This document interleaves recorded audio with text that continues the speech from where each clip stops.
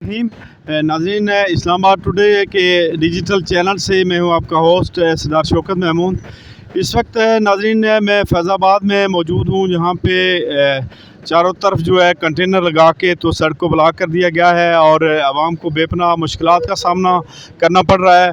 और ये मेरा कैमरा मैन आपको दिखाएगा कि यहाँ पे जो कंटेनर से सारे रास्ते ब्लॉक कर दिए गए हैं और साथ ही जो है आवाम को बहुत ही मुश्किलात का सामना करना पड़ रहा है।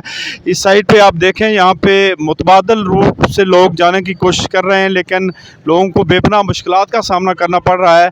आज मालूम नहीं कि किस वजह से ये काम हो रहा है। हालांकि जो पीटीआई का जलसा होने जा रहा था वो भी सुना है कि कैंसिल हो गया है, लेकिन उसके बावजूद जो है आवाम की मुश्किलात जो है वो उनमें इजाफ़ा हो गया है। और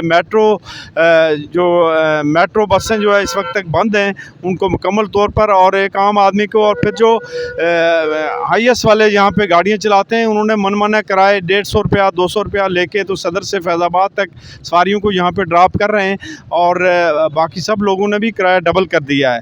और मैं समझता हूँ कि इस वक्त हुकूमत की कोई अमलदारी नहीं है और एक आम आदमी पिस रहा है।